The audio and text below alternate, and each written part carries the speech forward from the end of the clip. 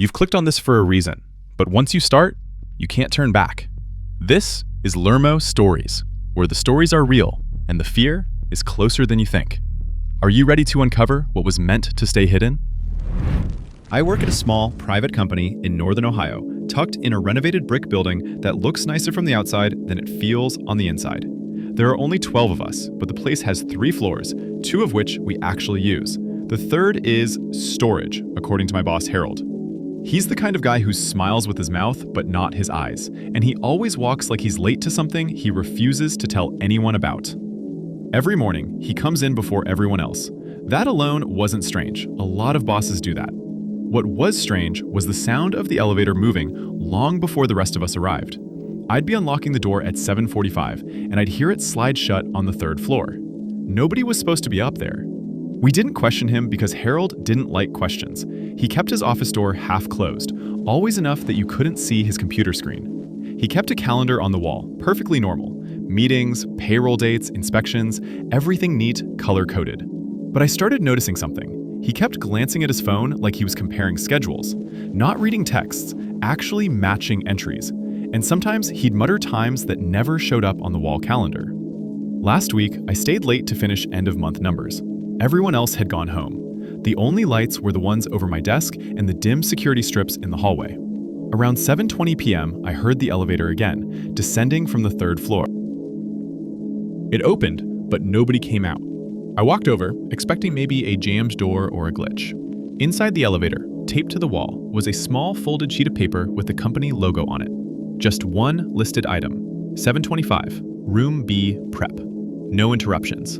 There is no Room B in our building, not on any map, not on any emergency evacuation plan. But there it was, written in Harold's handwriting. Tiny angled letters I recognized from every note he'd ever left on my desk. The elevator doors slid shut before I touched the note. I stood there, listening as it rose again, slow and mechanical, stopping on the top floor. I waited. 10 seconds, 20, nothing. Then footsteps, heavy ones, not Harold's. They crossed above me, precise, unhurried, like whoever was up there knew exactly where they were going and didn't care who heard. Our building shouldn't have footsteps on the 3rd floor. Nobody goes up there, and definitely nobody else should be following Harold's other schedule. When the lights in the hallway flickered, just once, sharp and quick, it felt less like bad wiring and more like someone upstairs had done it deliberately. I decided to leave, but as I headed for the door, I passed Harold's office. His wall calendar was still there, but a second one, smaller, spiral-bound, was open on his desk. I didn't need to read the dates to know it wasn't the same schedule he showed us. It was the one he didn't want anyone to see. I came in early the next morning, partly to prove to myself that I hadn't overreacted. The office always felt harmless in daylight. Stale carpet smell, humming printers, the usual. But when I unlocked the door at 7:10, Harold was already inside, standing in the hallway with his coat still on. He looked startled to see me. Not annoyed, startled. "You're early," he said, voice too tight. "Everything all right?" "Just catching up," I answered. He nodded but didn't move. His eyes flicked past me to the front door, like he was checking who else might arrive. Then, he slipped his hand into his coat pocket and pressed something. I heard a faint click from upstairs, like a magnetic lock disengaging. He walked toward the elevator without another word. When he stepped inside, he put in a code on the panel I'd never seen used before. The elevator bypassed the 2nd floor entirely and rose straight to the 3rd. The doors closed and the building felt wrong again. I should have just sat down at my desk. Instead, I went into his office. The 2nd schedule was gone. Drawers open, desk empty, calendar removed. Only a faint square of dust showed where it had been. But his computer was still on. The screen had a program I'd never seen before. No icons, no menu, just a list of timestamps in 2 columns. Some were familiar places in the building. Conference A, main floor hall, south stairwell. Others were things that shouldn't exist.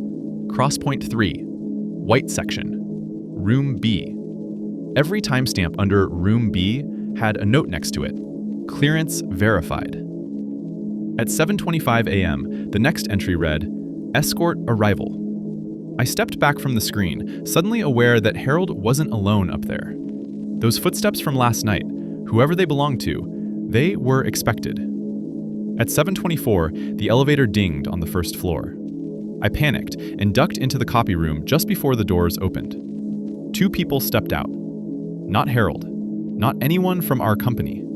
They wore plain business clothes, except both had identical black badges that didn't match any corporate ID I'd ever seen. They didn't talk.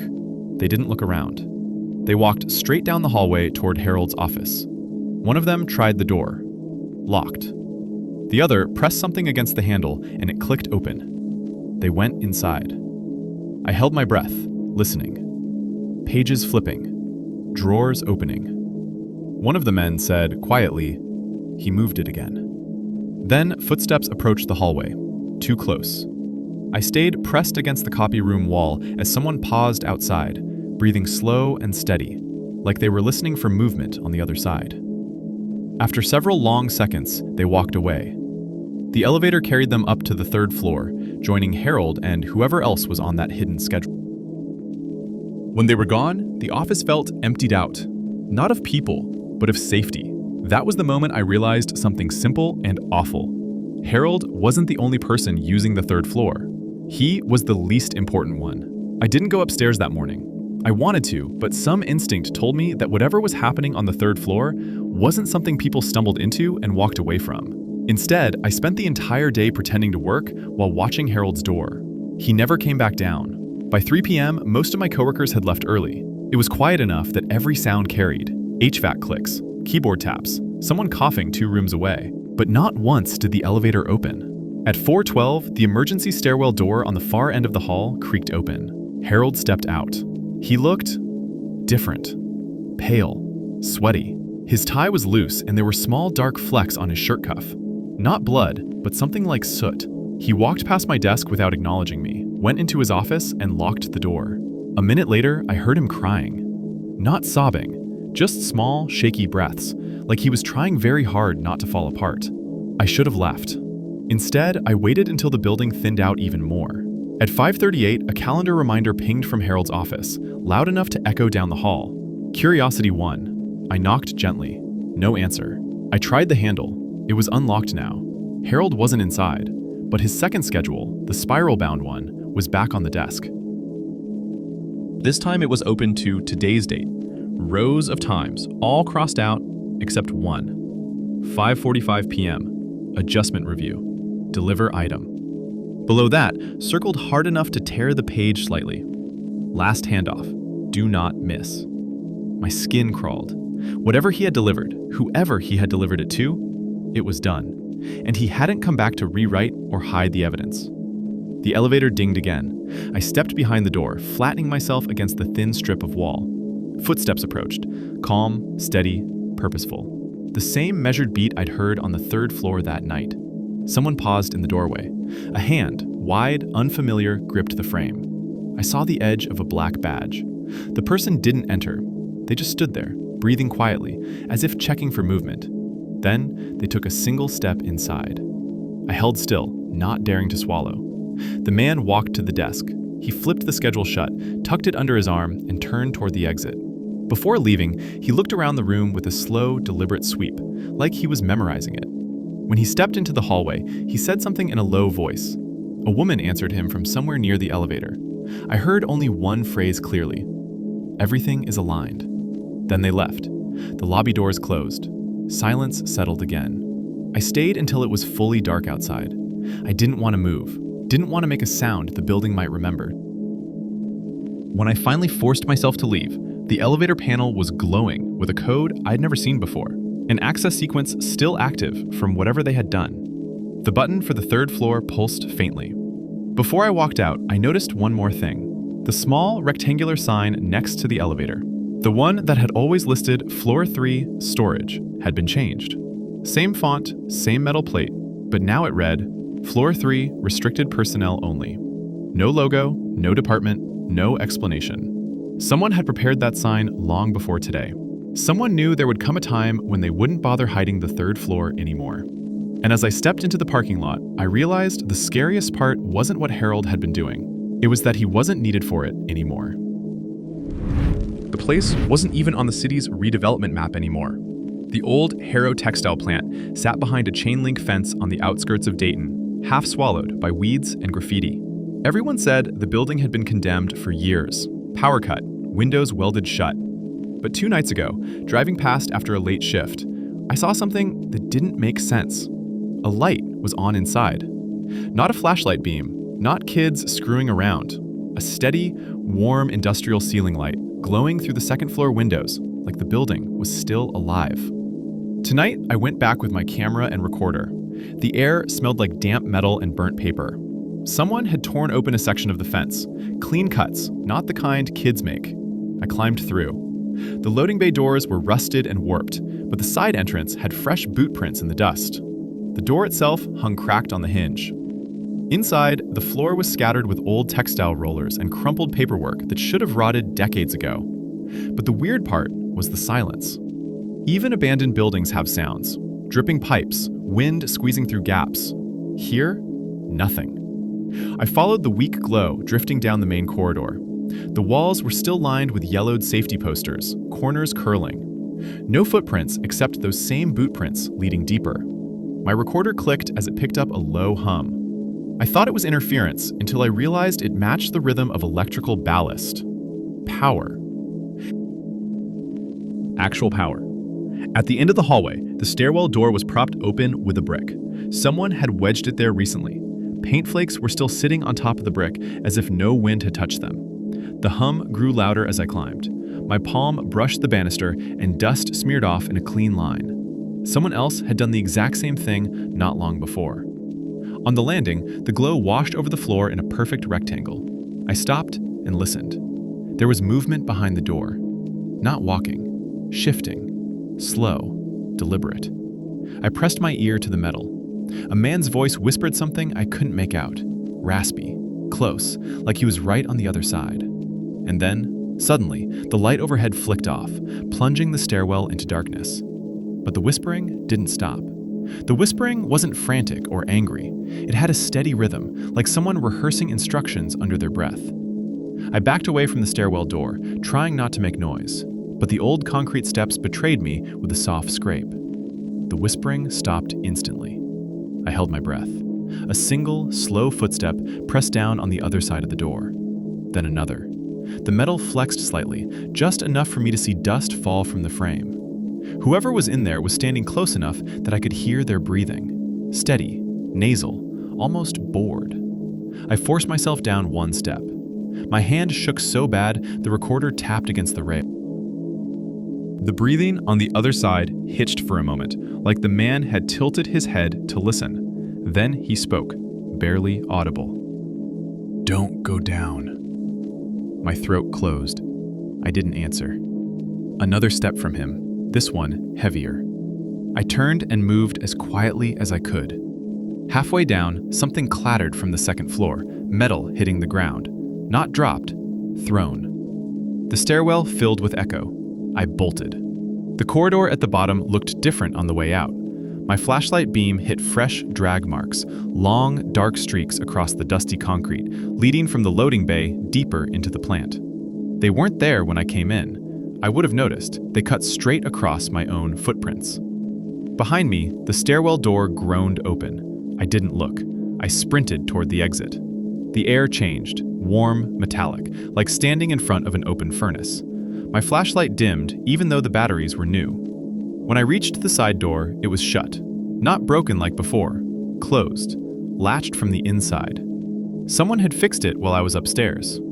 My heartbeat drowned out everything for a moment, but then I heard it again. The hum. Only now it wasn't coming from the second floor. It was coming from the corridor lights. The overhead fixtures flickered on one by one, casting long shadows across the equipment. This building was supposed to be completely disconnected from the grid. Even the substation nearby was torn down years ago. I pulled at the door until my palms stung. It didn't budge. Footsteps echoed from the stairwell, light, unhurried, like whoever was coming didn't feel the need to rush.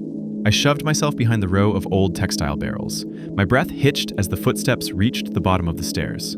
A silhouette stretched across the floor, long and narrow, not matching any normal posture. The figure paused, head turning slightly as if smelling the air.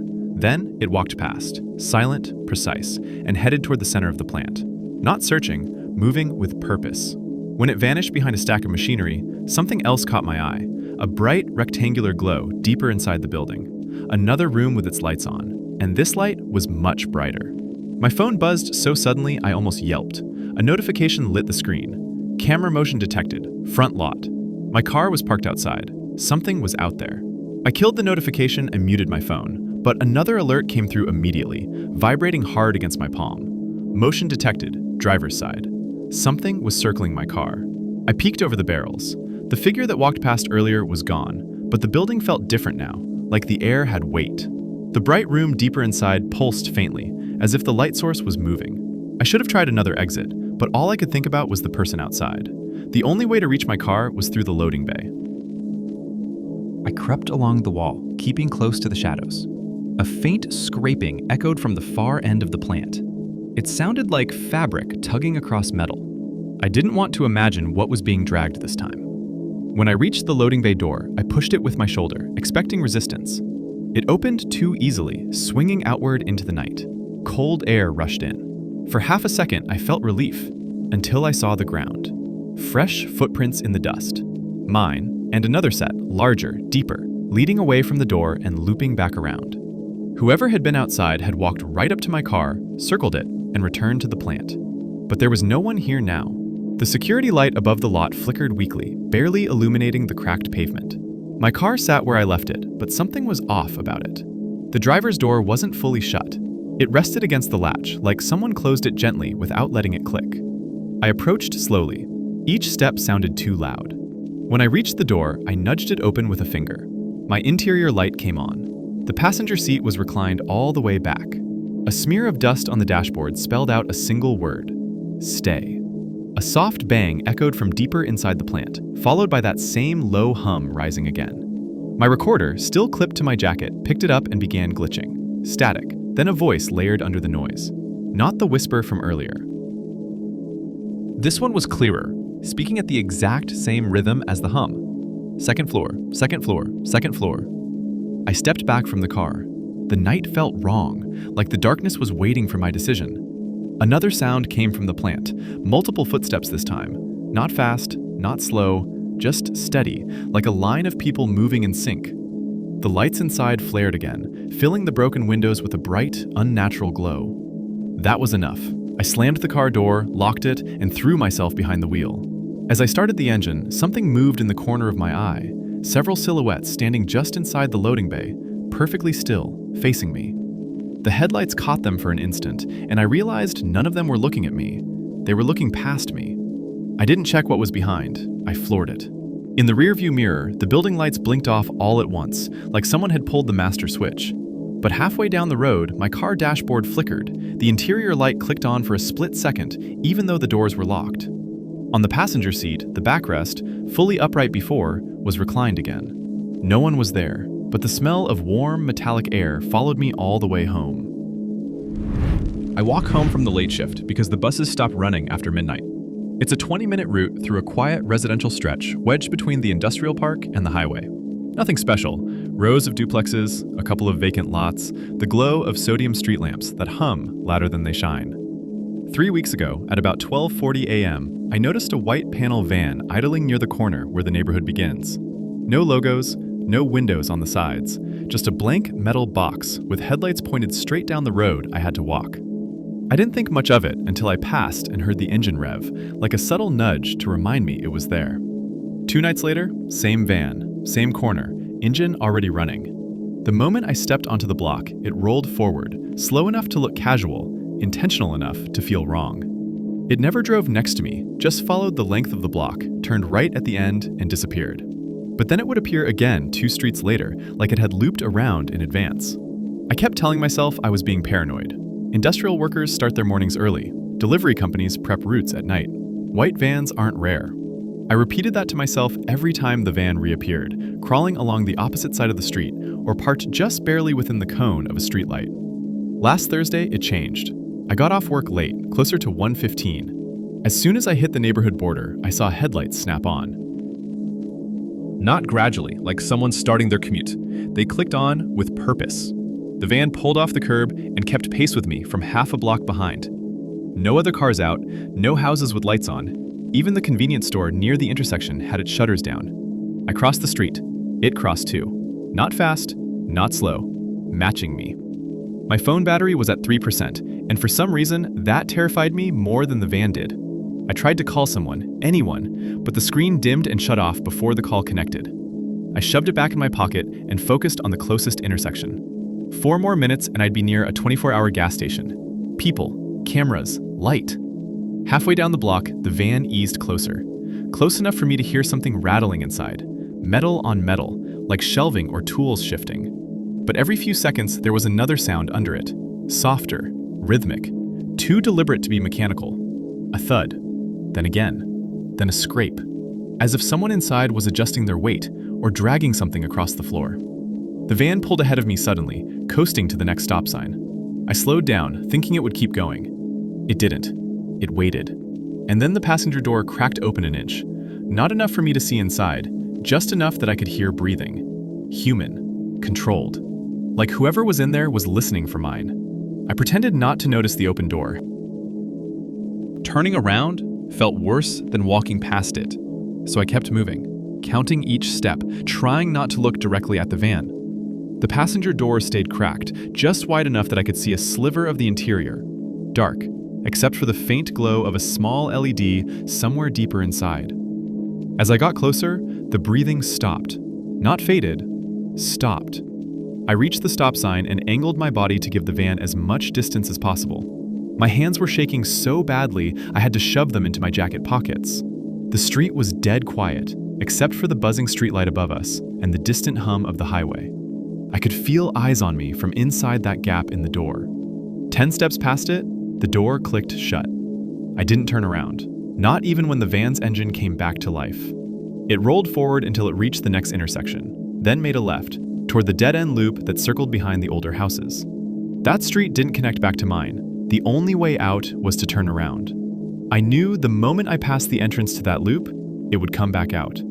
I walked faster, keeping close to the side with the houses. Most of them were dark, but a couple had porch lights on timers. Motion sensors. Safety measures meant for normal problems, not vans that stalk you through your own neighborhood. I could hear the vans somewhere behind the houses, not directly, but the faint vibration of an engine filtered through wood fences and winter branches. It moved slowly, as if pacing me from behind the yards. When I reached the edge of the loop's exit, I stopped. The air felt heavy, like the world was waiting for me to confirm something awful. I listened. No engine, no movement. Maybe it left. I stepped forward. Headlights flared from the exit, high beams blasting straight into my eyes. The van must have pulled in without lights, creeping along the curve until it could block my path. My vision went white, then yellow, then back to the street as the beams lowered. The van inched closer, pushing into the intersection, cutting off every direction except back the way I'd come. My legs refused to move. The driver's window rolled down an inch, that same slow, intentional movement. A man's voice came out, calm, too calm for the situation. "You're out late." Something about the tone made my stomach drop. Not threatening, not friendly. Observational, like he was reporting data. I didn't answer. My throat wouldn't let me. He waited a beat, then said, "You take this route every night." Not a question. The van drifted a little closer, just enough that the grill caught the streetlight and made the metal shine like teeth. "You should change your walk home," he said. "People notice patterns." My whole body went cold. Before I could react, he added one more thing, quiet, almost thoughtful. "Especially the people behind you." Some instinct I didn't know I had made me turn around. I didn't want to. I fought it, but my body moved on its own. The street behind me looked empty at first. Just the same stretch of cracked sidewalk and dim, yellow lamps. Then, something shifted in the space between two parked cars. A silhouette straightened, like it had been crouching. Not the driver. Someone else. The van didn't move as I stared at the figure. No footsteps, no voice. Just the slow rise of a person who'd been hiding in plain sight. They were tall, too tall to have been folded that small, and they stood without any hesitation, like they'd been waiting for a cue. The driver spoke again, almost lightly. "See? Patterns." My chest tightened so hard I thought I'd pass out. The figure behind me stepped forward, 1 foot at a time, deliberate, steady. I heard the gravel under their shoes long before I could make out their face. Whoever they were, they moved with the confidence of someone who knew the street better than I did. I backed toward the nearest house, hoping for a porch light, a dog, a camera, anything. The curtains were drawn, every window black, not a single sign of life. The tall figure closed half the distance. I finally saw their outline clearly under the streetlight. Hood pulled low, hands at their sides, something long and narrow in one of them. Not raised, just held. The van's engine growled behind me. My mind kept churning through options, but none made sense. Running would take me toward one of them. Screaming might not reach anyone. My phone was dead.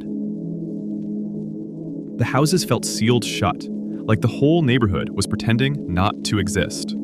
Then, the tall figure stopped. Not because of me, because the driver tapped the side of his van twice. Slow, sharp knocks on metal. A signal. The tall figure waited, still as a fence post. Then, after a long moment, the driver spoke again, softer now. Not tonight. I didn't understand what that meant until the tall figure turned without looking at me and slipped between the parked cars, disappearing into the narrow path that cut behind the houses. No hurry, no fear, just certainty. The driver put the van in reverse, easing back into the loop entrance. "You need a different route," he said. "Tomorrow, and the next night." The passenger door clicked open again, just an inch. A breath I hadn't heard before exhaled from inside. Slow, controlled, like something disappointed. The driver lifted his hand in a small, casual wave. Then, the van backed into the dark curve of the loop and vanished without turning on its headlights.